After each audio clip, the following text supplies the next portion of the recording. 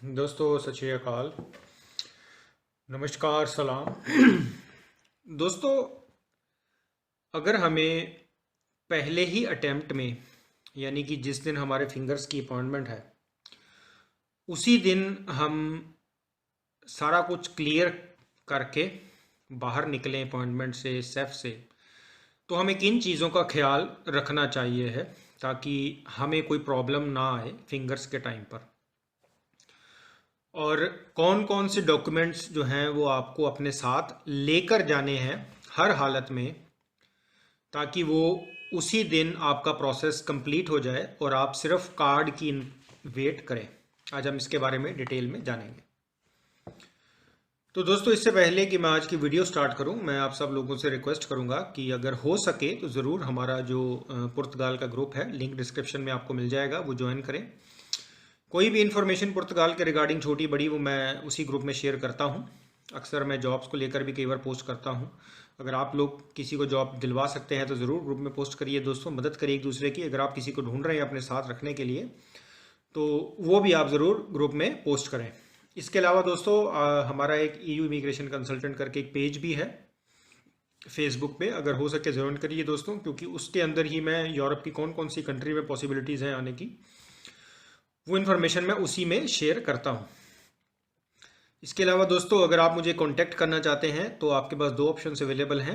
आप इंस्टाग्राम के ज़रिए भी मुझे कांटेक्ट कर सकते हैं, बारकोड आपको शो हो रहा होगा। अगर आप अपने इंस्टाग्राम अकाउंट से स्कैन करेंगे तो आप मेरे अकाउंट तक आ जाएंगे। इसके अलावा अगर आप मुझे कांटेक्ट करना चाहते हैं तो फेसबुक मैसेंजर के ऑप्शन भी आपके पास अवेलेबल है, लिंक दोनों का डिस्क्रिप्शन में है। अगर हम दोस्तों बात करते हैं फर्स्ट ईमेल की, तो मेरा ख्याल है अभी 13 से 14 सितंबर वालों को फर्स्ट ईमेल रिसीव हो रही है। और इस हफ्ते ईस्टर हॉलीडेज़ भी हैं तो हो सकता है कि शायद थोड़ा डिले हो जाए 15 तक पहुंचते पहुंचते। पर मुझे लग रहा है दोस्तों कि ईस्टर हॉलीडेज़ के बाद शायद जो सेकंड ईमेल है, यानी 16 अगस्त से लेकर के 15 सितंबर तक सभी लोगों को सेकंड ईमेल आ जाएगी, ताकि वो अपनी अपनी फिंगर्स की अपॉइंटमेंट जो है वो बुक कर सकें। तो दोस्तों, आज की वीडियो भी एक बहुत इंपॉर्टेंट वीडियो है। मुझे कई इस तरह की क्वेरीज आती हैं, लोग पूछते हैं कि भाई हम ये हमारा डॉक्यूमेंट नहीं है, प्रॉब्लम तो नहीं आएगी, या वो हम लेकर जाएं या ना लेकर जाएं। दोस्तों, आज जो मैं आपसे डिटेल शेयर कर रहा हूँ वो मेरा खुद का पर्सनल एक्सपीरियंस है, क्योंकि जब मैं अपॉइंटमेंट में गया था तो मुझे सिर्फ 10 से 15 मिनट लगे थे और मैं सारा कुछ क्लियर करके बाहर आ गया था। तो दोस्तों, ये मेरी भी जिम्मेदारी बनती है कि मैं आप लोगों के साथ भी शेयर करूं कि कैसे हम लोग बिना किसी प्रॉब्लम में फंसे फर्स्ट अटेम्प्ट में ही अपना कार्ड की जो प्रोसेसिंग है वो कंप्लीट कर सकते हैं। क्योंकि दोस्तों, ऐसा नहीं है कि अगर आप लोग जिस दिन आपके फिंगर्स हैं हम उसी दिन सारा कुछ देखें या उसे एक दो दिन पहले देखें कि सारा कुछ ओके है कि नहीं। ये जब से आपकी फाइल लॉक होगी तब से ही आपने उस हिसाब से चलना होगा, ताकि जब हम फिंगर्स तक पहुंचे तो हमें कोई प्रॉब्लम ना आए। तो दोस्तों, सबसे पहली चीज़ जो आप लोगों ने हमेशा अपने जहन में रखनी है कि जब आपने फाइल लॉक करवाई तो फाइल लॉक करने से लेकर के फिंगर्स की डेट आने तक आप लोगों ने कंटिन्यूसली वर्क करना है। यानी कि पोर्चुगीज़ गवर्नमेंट को ये पता होना चाहिए कि भाई इस बंदे ने लगातार हमें टैक्सेस पे किए हैं, क्योंकि जैसा कि मैंने आपको पहले भी बताया था कि रेजिडेंस कार्ड देने का कारण ही यही है कि आपने पोर्चुगीज़ गवर्नमेंट को ये बात शो की है कि भी हम यहाँ पर काम करते हैं, ये कर सकते हैं और आपको बहुत अच्छी तरह से इनकम जनरेट कर सकते हैं, तो हमें यहाँ पर आप स्टे करने दीजिए परमानेंटली। तो टैक्सेस के ऊपर ये सारी की सारी गेम जो स्टैंड करती है। अगर आप चाहते हैं कि मेरा प्रोसेस स्मूथ रहे तो पहला स्टेप ही यही है कि आपके टैक्सेस रेगुलर होने चाहिए हैं और पूरे होने चाहिए हैं। 30 दिन के जो अमूमन जो यहाँ पे जो एवरेज सैलरी इस टाइम के अंदर वो 700 यूरो के आसपास है, 710, 705, 750 ऐसे करके, तो उस हिसाब से आपने देखना है। हाँ, ये बात अलग है कि अगर आपकी जो वर्किंग फर्म है उसके पास काम ही 20 दिन का होता है, 22 दिन का होता है, 16 दिन का होता है, तो वो एक प्रूफ होना चाहिए आपके पास। तो दोस्तों, आप फाइल लॉक करवाने के बाद ज़्यादा से ज़्यादा 2 से 3 महीने का ही गैप रखें कि भाई इतने टाइम में टैक्स नहीं दे पाया क्योंकि मैं जॉब ढूंढ रहा था। पर अगर आप ज़्यादा गैप रखेंगे तो ये कहीं ना कहीं आप लोगों को प्रॉब्लम कर सकता है, क्योंकि 20 में जो लोग आए थे उन्होंने अगर 5-7 महीने काम नहीं भी किया तो उस समय उनके पास रीज़न था कि अब कोरोना था, सारा कुछ बंद था, इस वजह से हमें काम नहीं मिला, तो वो एक्सेप्ट करते हैं। पर अब ऐसा सिनेरियो बिल्कुल नहीं है, काम बिल्कुल ओपन है, मिल रहे हैं। तो अब अगर आप इस तरह का बहाना करते हैं तो वो नहीं चलेगा। दूसरी चीज़ दोस्तों, आप लोगों ने ये कन्फर्म करना है कि जिस वर्क कंपनी के अंदर, फर्म के अंदर, रेस्टोरेंट के अंदर, मार्केट के अंदर, जहां भी आप काम कर रहे हैं वो कंपनी 100% जेन्युइन है, ब्लैक लिस्टेड नहीं है, प्रॉपर टैक्सेस जाते हैं, जो आप सैलरी कमा रहे हैं वो प्रॉपर शो होती है सुकून सोशल के आपके अकाउंट के अंदर, बिना किसी प्रॉब्लम के, बिना किसी स्किपिंग के। ऐसा ना हो कि आपने 6 महीने किसी कंपनी में काम किया और सैलरी शो हो रही है 2 महीने की।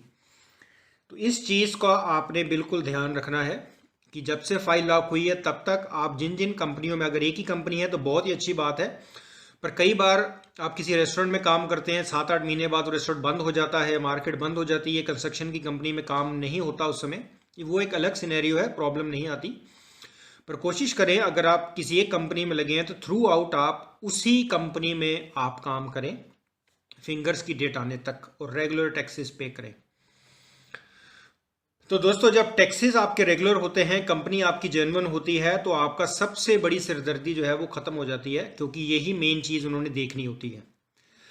उसके बाद दोस्तों तीसरे नंबर पे जो चीज़ आती है वो है कि आपका जो फाइनेंस नंबर और जो सुकून सोशल नंबर, ये तो नेचुरली बात है आपके पास बनेगा, पर इसके जो डॉक्यूमेंट्स हैं, फाइनेंस नंबर के 2 पेजेस होते हैं, पेज 1 एंड पेज 2।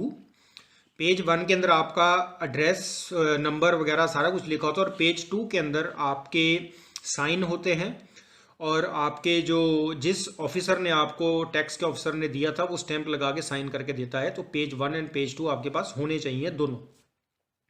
उसके बाद निफ नंबर है, निफ नंबर के भी 2 डॉक्यूमेंट्स होते हैं दोस्तों, वो भी आपके पास होने चाहिए हैं जब आप फिंगर्स के टाइम पर जाएंगे। उसके बाद दोस्तों आप लोगों के पास जो पीसीसी है, अगर तो आपने लिस्बन में ही यानी पुर्तगाल में रहते रहते इंडियन एम्बेसी से या पाकिस्तान एम्बेसी से या जो भी आपकी कंट्री आपने उस एम्बेसी से अप्लाई करके बनवाई है, तो वो बिल्कुल वैलिड होती है। आपने उसको ट्रांसलेट करवा के, ऑथेंटिक ट्रांसलेट करवा के अपने साथ रखना है जब आप अपॉइंटमेंट के लिए जाते हैं, क्योंकि वो चेक करते हैं। ये बात और है दोस्तों, कई बार सुनने में आया है कि कई लोगों के पास यहाँ की बनाई हुई पीसीसी थी, वो कोई इमिग्रेशन ऑफिसर ने बिना वजह कह दिया नहीं जी हमें तो पटियाला उस वाली इंडिया से बनवा कर वो वाली चाहिए, वो वाली ला के दो। तो दोस्तों ये सब चीज़ें फिजूल की होती हैं। अब ये डिपेंड करता है आप सेफ में जो ऑफिसर किस तरह का है। और इसके बाद दोस्तों आपके पास जूनता होना चाहिए। जूनता यानी कि एड्रेस प्रूफ, जिस एरिया में आप लोग रहते हैं वहाँ की जो जूनता की जो ऑफिस है वहाँ से आपको स्टैंप लगाकर बाकायदा सर्टिफिकेट इशू किया जाता है। और वो सर्टिफिकेट दोस्तों आपकी अपॉइंटमेंट से 1 महीने से ज़्यादा पुराना नहीं होना चाहिए। अगर आप ऑलरेडी ले चुके हैं तो अपॉइंटमेंट आने से पहले आप लोगों को नया जूनता भी बनाना होगा। फ़र्ज़ करें आपकी अपॉइंटमेंट 25 जनवरी की है, तो आपने 25 दिसंबर के बाद और 25 जनवरी से पहले एक नया सर्टिफिकेट इशू करवाना है। उसके बाद दोस्तों आता है IRS। IRS मैंडेटरी नहीं होता है, पर जो रिक्वायरमेंट अगर आप स्क्रीन पर देख रहे होंगे तो उसके अंदर भी IRS मेंशन नहीं किया है। पर जो लोगों की अपॉइंटमेंट हुई है वहाँ पर वो लोग डॉक्यूमेंट फिल करते हैं जिसमें वो पूरी डिटेल लिखते हैं, और उसके नीचे जो इमिग्रेशन ऑफिसर ने टिक करने होते हैं कि कौन कौन से डॉक्यूमेंट हमने सबमिट किए हैं, उसके अंदर IRS भी मेंशन है।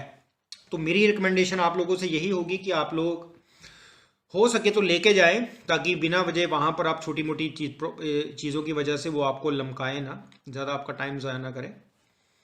और उसके अलावा दोस्तों फीस जो अगर तो सारा कुछ ओके है तो 350 यूरो, 350.4 करके कोई फीस वो लोग चार्ज करते हैं, वो आपको पे करनी होगी।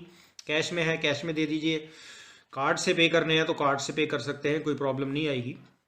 और उसके बाद आता है दोस्तों वर्क कॉन्ट्रैक्ट। अब दोस्तों ये ट्रेंड देखा जा रहा है कि आप लोगों ने जितने कंपनीज में काम किया है, अगर 2 हैं 3 हैं 4 हैं जितनी भी हैं, तो आपके पास उन चारों के चारों कंपनीज के वर्क कॉन्ट्रैक्ट होने चाहिए साथ में, जैसा कि मैंने अपनी लास्ट वीडियो के अंदर आप लोगों से शेयर की थी बात कि कैसे कास्टिलो ब्रांको के अंदर ये सवाल पूछे जा रहे हैं, और किसी कमेंट में हमारे किसी भाई ने लिखा था कि उनकी किसी और सेफ में हुई थी और उनसे भी ये सवाल किया गया था। तो दोस्तों अब मेरा ख्याल है कि मेरी तो आप लोगों को यही एडवाइस रहेगी कि अगर हो सके तो ज़रूर अपने साथ सभी तरह के वर्क कॉन्ट्रैक्ट लेकर के जाइए जितनी जितनी कंपनीज आपने शो करी हैं, ताकि अगर वो मांग ले तो आप दिखा सकते हैं। सैलरी स्लिप जो है वो लास्ट की 3 होती है। फर्ज करें अगर आपकी अपॉइंटमेंट 1 अप्रैल को है तो आपने जनवरी, फरवरी और मार्च की सैलरी स्लिप्स अपने साथ लेकर के जानी है। उनके दिखाने के लिए वो आपसे मांगते हैं, क्योंकि ये सारे डॉक्यूमेंट स्कैन करके आपकी फाइल में रिकॉर्डेड होते हैं। तो दोस्तों इसके अलावा आप लोगों ने सबसे इम्पॉर्टेंट चीज़ यही है कि आपने सेफ बड़ी ध्यान से आपने सेलेक्ट करनी है, ताकि अच्छी सेफ में आप लोग जाएंगे तो वो ज़्यादा चिक चिक नहीं करते हैं, छोटी मोटी गलतियों को इग्नोर कर देते हैं। नॉर्थ की जितनी भी सेफ हैं, सेफ को लेकर के मैंने एक वीडियो भी बनाई थी, अगर आप चाहें तो वो देख सकते हैं कि कौन सी अच्छी सेफ हैं। जैसे विला रियल है, इस्फीनियो है, कास्टिलो ब्रांको है, उसके बाद पोर्तो के अंदर सेफ है वो भी अच्छी है। तो आप वीडियो देख लीजिए, आपको पता लग जाएगा। तो दोस्तों यही डॉक्यूमेंट्स आपको अपने साथ ओरिजिनल फॉर्म में लेकर जाने होंगे अगर आप चाहते हैं कि सारा कुछ स्मूथली चले और फर्स्ट अटैम्प्ट में ही आपको कार्ड जो है वो मिल जाए, यानी कि प्रोसेस क्लियर हो जाए। आप घर जाएं तो वो कह दें कि कार्ड आपके घर आ जाएगा, बजाय इसके कि वो आपको एक सर्टिफिकेट पकड़ा दे कि ये डॉक्यूमेंट हमें दोबारा से जमा करवाओ। तो दोस्तों इसी वजह से मैंने आपको कहा था कि जब से आपकी फाइल लॉक होती है तब से ही आपने प्रिपेयर करना है अपने फिंगर्स की डेट आने तक। जितनी चीज़ें आपकी प्रोफाइल के अंदर स्मूथ है, स्ट्रेट फॉरवर्ड हैं, कोई टेढ़ी नहीं है, कोई ये मिसिंग है वो नहीं आ रहा है, ये लेट बना है वो चीज़ पहले बन गई है, अगर ऐसी चीज़ें नहीं हैं तो आपकी फिंगर्स के टाइम पर कोई दिक्कत आपको नहीं आएगी, वो कोई सवाल भी नहीं पूछेंगे। और हाँ, अगर आप अपने साथ लॉयर लेके जा रहे हैं और सोच रहे हैं कि भाई मेरी प्रोफाइल के अंदर ये प्रॉब्लम्स हैं पर लॉयर वहाँ जा कर के इसको ठीक कर देगा, तो ऐसा नहीं होता दोस्तों। अगर उन्होंने डॉक्यूमेंट मांगा, आपके पास नहीं था उस टाइम के अंदर, तो लॉयर वहाँ कुछ नहीं कर पाएगा, वो आपको सिर्फ ट्रांसलेट करके बता देगा कि भाई ये डॉक्यूमेंट तुम्हारे पास नहीं था, तो अब उन्होंने ये लेटर दे दिया तो हमें जमा करवाना पड़ेगा, और फिर से खजल खुआरी आपको होगी। तो इस वजह से पहले दिन से ही आप अपनी प्रिपरेशन रखें कि जब तक मेरे फिंगर्स की डेट नहीं आती तब तक मैं इसी तरह से स्मूथली चलूँगा, बिना किसी ब्रेक के, चाहे वो टैक्सेस का हो, चाहे वर्क कॉन्ट्रैक्ट का हो, या किसी भी तरह का हो, आप लोग अपने साथ में अपने रखना है। और दोस्तों एक और चीज़ है कि जैसे कि ये कहा जाता है कि भाई फाइनेंस का, सुगरंसा सोशल का और जुनता का एड्रेस सेम होना चाहिए, ये बिल्कुल बकवास बात है दोस्तों। फाइनेंस हो और सुगरंसा सोशल एड्रेस प्रूफ नहीं है, तो उसमें कोई सा भी एड्रेस हो वो मैटर नहीं करता। अगर सेम है अच्छी बात है, नहीं है कोई प्रॉब्लम नहीं आएगी, वो देखेंगे भी नहीं, उनको सिर्फ आपका फाइनेंस नंबर, आपको जेन्युइन डॉक्यूमेंट मिला है कि नहीं, वो बस वही चेक करते हैं। और पासपोर्ट दोस्तों आपके पास वैलिड होना चाहिए है जब आप फिंगर्स के लिए जाएं। एक्सपायर्ड पासपोर्ट के साथ आपने नहीं जाना है, और जब भी आप फाइल लॉक करवाएंगे तो वो वैलिड पासपोर्ट के साथ ही आप लॉक करवाएं, एक्सपायर पासपोर्ट के साथ आप लॉक मत करवाएं। तो अगर दोस्तों आप इस चीज़ों को शुरुआत से लेकर एंड तक फॉलो करेंगे तो मुझे बिल्कुल इस बात की उम्मीद है कि आपको फिंगर्स के टाइम पर कोई दिक्कत नहीं आएगी, आप स्मूथली फिंगर्स करवाएंगे और बाद में कार्ड जो है आपके पास कुछ समय तक आ जाएगा। तो दोस्तों उम्मीद करता हूं कि आज की वीडियो आप लोगों को पसंद आई होगी, क्योंकि ये बहुत सारे लोगों के सवाल मुझे आते हैं कि भाई ये प्रॉब्लम आ रही है, वो प्रॉब्लम आ रही है, कैसे करेंगे। तो उम्मीद करता हूं कि इस वीडियो के अंदर आपको आपके सवालों के जवाब मिले होंगे। इसके अलावा भी अगर आप लोगों के कोई सवाल है तो ज़रूर मुझे बताइए दोस्तों, कमेंट सेक्शन में लिखिए। अगर आपको लगता है कि मेरी कोई इन्फॉर्मेशन गलत है तो आप ज़रूर मुझसे शेयर करिए, मैं उस चीज़ को करेक्ट करूँगा। पर आप लोगों के पास प्रूफ ज़रूर होना चाहिए कि आपकी इन्फॉर्मेशन क्यों सही है और मैं क्यों गलत हूँ। तो दोस्तों इसी तरह से अपना प्यार और आशीर्वाद बना के रखिए। मिलेंगे अगली वीडियो के अंदर एक नई जानकारी के साथ, एक नए अपडेट के साथ। तब तक आप सब लोगों का बार बार हार्दिक तौर से धन्यवाद।